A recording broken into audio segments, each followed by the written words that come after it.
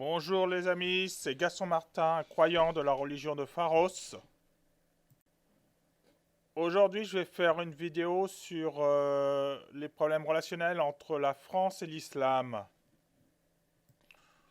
Ou plutôt la France et Allah, car dans la religion de Pharos, on n'utilise pas les termes abstraits sociologiques, comme islam, musulman. On l'utilise plutôt, enfin on les utilise dans certains cas très précis, mais on utilise plutôt le nom des dieux, Allah. Donc, effectivement, vous avez pu le constater qu'il y a un problème entre la France et Allah. Le président Macron a reconnu, enfin a dit que l'islam est en crise. Et nous pensons tous que c'est parce qu'il y a un conflit entre Macron et Allah. Nous avons tous observé que Macron a décidé de résoudre son conflit avec Allah par demander à des imams qu'il a nommés de faire une charte de l'islam de France qui aurait pour but de réécrire les commandements de Allah avec les musulmans selon les vues de Macron. Bien sûr, c'est une fraude. Macron aurait dû demander à Allah de réécrire son Coran. Il aurait dû essayer de négocier avec Allah un changement dans le Coran. Il ne l'a pas fait. Macron préfère frauduleusement réécrire une partie du Coran par des imams qui travaillent pour lui, en faisant croire aux musulmans que Allah est d'accord. Bien sûr, ça ne trompe personne. Et nous, Français, ça ne nous plaît pas parce que ça va nous faire encore perdre du temps. Ça va en plus pas plaire aux radicaux qui vont encore venir nous couper la tête dans nos églises ou nous brûler nos cathédrales. C'est du pipeau pour faire semblant de faire quelque chose. Maintenant, regardons dans le fond le problème qu'on a avec la religion musulmane et avec les commandements de Allah. Nos ancêtres avaient choisi pour Dieu Jésus de Nazareth avec le Père Céleste et le Saint-Esprit. C'était un choix politique.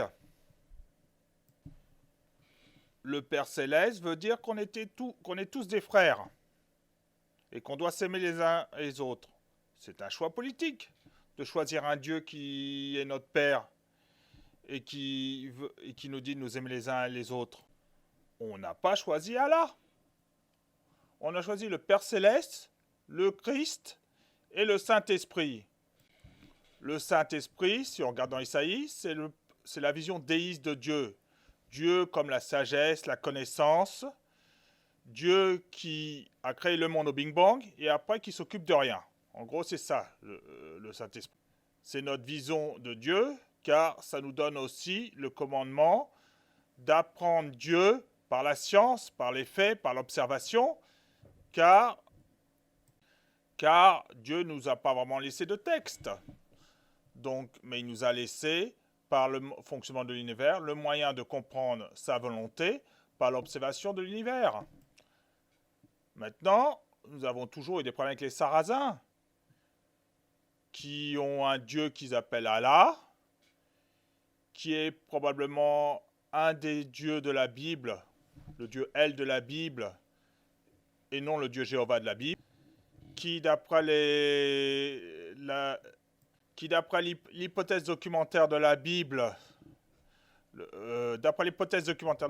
excusez-moi, El serait un dieu qui aurait sacrifié Isaac et ne serait pas le même dieu que Jéhovah.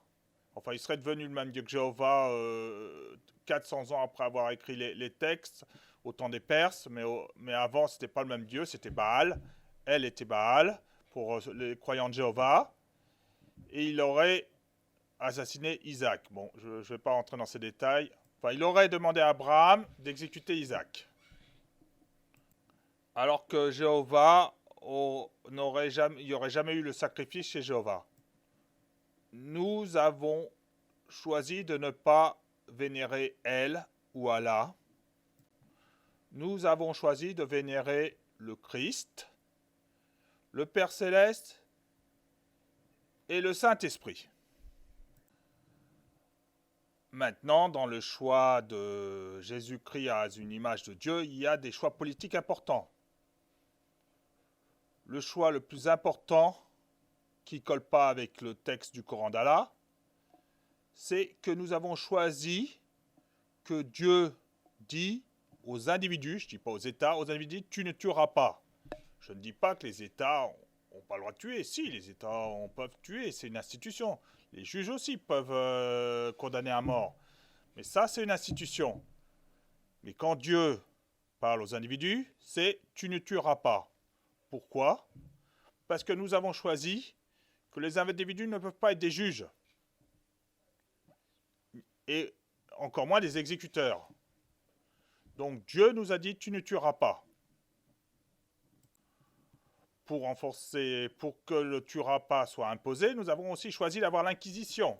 C'est-à-dire que si jamais il y avait des gens qui commençaient à croire Dieu a écrit des textes qui disent que dans certains cas on peut tuer parce que c'est des méchants, c'est des gens qui rentrent chez nous, c'est des gens qui font des choses, on est juge et exécuteur, ben on les brûlait. C'est notre choix. Et le fait de les brûler n'était pas une violation du tu ne tueras pas, parce que c'était une institution, l'Inquisition, qui faisait un jugement, et même qui faisait un jugement très sérieux, parce qu'ils écrivaient tout, on a tout ce qu'ils ont fait, parce que la plupart, justement, des inquisiteurs, ben, ils avaient peur d'aller en enfer pour avoir violé le tu ne tueras pas. Et généralement, en fait, si vous regardez l'Inquisition espagnole, en 100 ans, ils ont condamné à mort que 3000 personnes. Bon, ils ont puni beaucoup. Hein. Il y a eu beaucoup de gens qui ont dû faire des kilomètres sur les genoux pour aller jusqu'au parvis, faire en pénitence dans les églises. Ça, des punitions comme ça, il y en a eu beaucoup. Mais en général, le tu ne tueras pas était bien respecté. Maintenant, on nous ramène les Sarrasins qui nous disent que eux, ben, ils n'ont pas le tu ne tueras pas, ils ont tu ne tueras pas si, mais tu peux décider, dans certaines circonstances, en fonction du livre, de juger une personne et de l'exécuter. On n'en veut pas. On n'en veut pas de cette idée du dieu des Sarrasins là et des Sarrasins. On n'en veut pas. On veut le tu ne tueras pas. On n'en veut pas parce que avoir, disons, la France a payé 70 millions, avoir 70 millions de juges qui peuvent penser, qui peuvent juger de me tuer ou de te tuer et l'exécuter, ça ne nous plaît pas. Vous imaginez? Sur tous les juges, si tout le monde est juge, si tous les juges que tu as autour de toi, il y en aura bien un qui va un jour décider dans un mouvement d'humeur, oh ben je dois le tuer celui-là. Et il viendra avec un couteau de couper la gorge. Ben, c'est ce qui se passe chez les Sarrasins. Mais ça nous plaît pas, on n'en veut pas de ça. Et on avait même créé après Charlemagne l'Inquisition pour jamais l'avoir. Où est l'Inquisition? Maintenant, Macron, il nous propose une solution au problème du tu ne tueras point. Visiblement, il n'espère pas obtenir un changement de la position sur Dieu des Français qui ont décidé et qui ne bougeront pas du tu ne tueras point.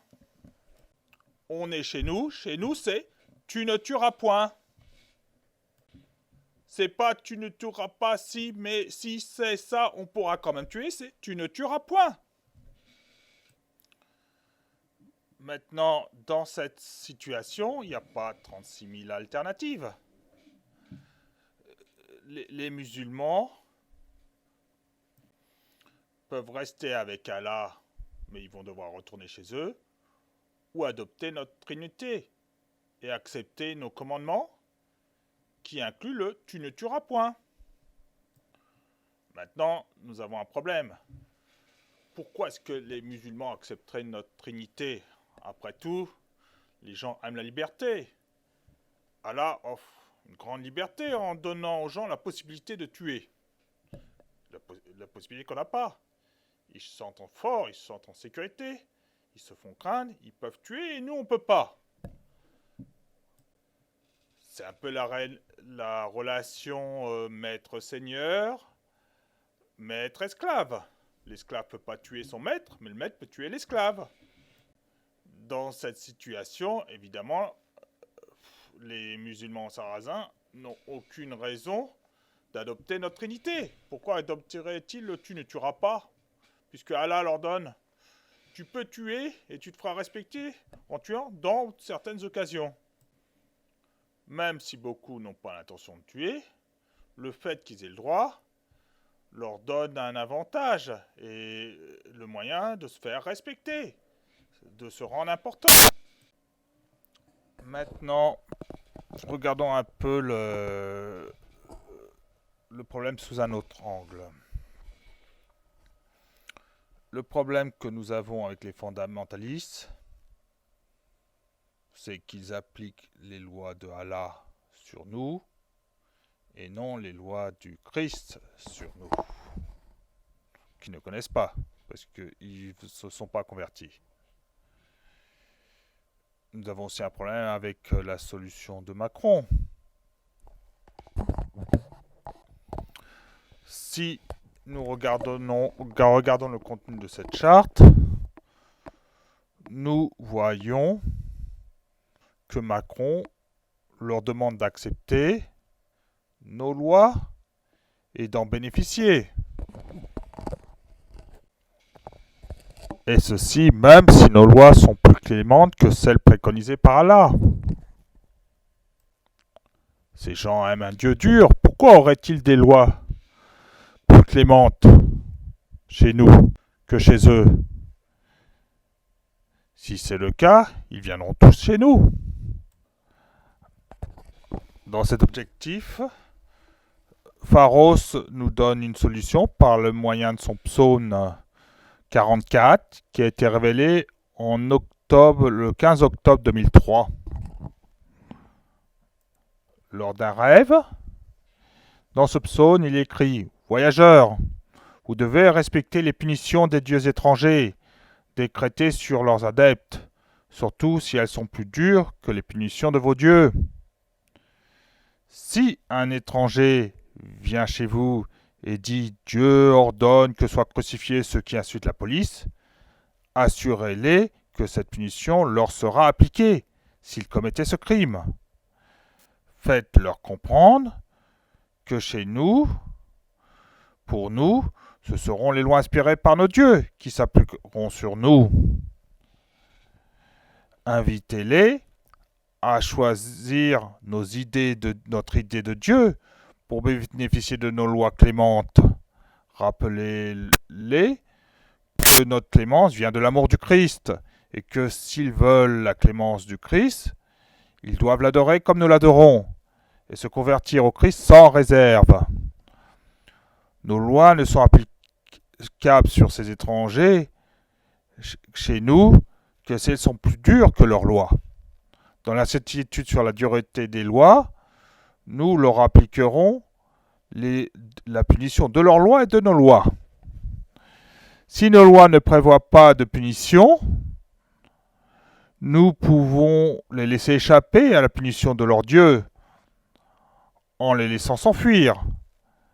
C'est notre grandeur inspirée du Christ qui est en action. Ainsi, la règle d'or que nous a donnée le Christ ne sera plus violée. Vous avez bien compris, le psaume de Pharos présente une solution logique au problème. Nous n'avons définitivement pas à les forcer à bénéficier de la clémence de nos lois si leurs lois sont plus dures. Ils ne veulent pas se convertir à notre Dieu et à nos lois, et bien qu'ils subissent leurs lois, même si elles sont très très cruelles. Il pourrait arriver que dans des rares cas, nos lois soient plus dures que leurs lois. Dans ces cas-là, ils auront la double punition, nos lois et leurs lois. Ils peuvent aussi se convertir s'ils veulent rester avec nous. Ils peuvent le faire s'ils se convertissent. En se convertissant, la loi de leur Dieu ne s'applique plus sur eux. C'est nos lois qui s'appliquent sur eux. C'est ça la grosse différence avec Macron. Macron veut leur donner la loi de nos dieux, qui vient de notre Dieu. Alors là, on va quand même... Dans le psaume de Pharos, on considère que les lois républicaines viennent de nos dieux, car Jésus a introduit le principe électoral en essayant de se faire élire Dieu en faisant une campagne de 18 mois en Galilée. Le résultat, c'est qu'il a été élu Dieu par ses partisans et que les gens ont accepté ses lois et ses vues sur la base d'une campagne et de la croyance dans sa campagne. En ce sens, un élu est accepté à l'autorité pour choisir les lois. Donc pour Pharos, nos lois républicaines étant venant de notre religion, elles doivent s'appliquer à nous. Et si des étrangers veulent vivre avec nous, et ils peuvent, par la conversion, bénéficier de nos lois. Mais s'ils se convertissent, nous leur appliquons nos lois que si elles sont plus dures que leurs lois. Ainsi, c'est complètement différent du contrat républicain de Macron à l'islam musulman. S'ils veulent les lois d'Allah et qu'Allah leur dit qu'il faut leur couper les doigts, les crucifier, les brûler, on applique les lois d'Allah, on leur coupe les doigts, on les crucifie, on les brûle. On ne va pas provoquer un Dieu aussi puissant qu'Allah en refusant de donner les punitions d'Allah sur les gens qui sont soumis à Allah. Ça n'a pas de sens pour nous. Ils ont choisi Allah, qu'ils aient les punitions d'Allah. On peut toutefois, si on ne veut pas infliger ces cruautés, les laisser partir, discrètement. Dans le cas où on aurait appliqué la punition de nos lois à la place, où il n'y aurait pas de punition dans nos lois. Ça, on peut le faire. Il est aussi possible d'appliquer les punitions d'Allah de la manière la moins cruelle possible. Par exemple, si on coupe les doigts, on peut les garder, ces doigts congelés, pour pouvoir les recoudre si jamais ces gens se convertissent après. S'ils se convertissent, la punition est abrogée, donc on leur recoudrait les doigts. Ainsi, on a fait le tour d'un problème en fait qui est assez simple et d'une solution logique à un problème simple. Le problème avec l'islam, c'est que il nous applique les lois d'Allah et nous leur appliquons les lois de notre démocratie, du Christ et de nos valeurs. Ce qu'il faut faire, c'est l'inverse. Nous leur appliquons les punitions de Allah et nous leur faisons comprendre que pour nous et pour ceux qui se convertissent à nos religions, ce sont les lois issues de l'esprit de nos religions. C'est comme ça que ça doit marcher. C'est parce qu'on fait tout à l'envers qu'on a ces problèmes. Si on respecte le psaume et la sagesse de Pharos, au lieu de suivre Macron, nous pouvons résoudre ce problème en fait assez facilement en appliquant la sagesse du psaume 44 de Pharos.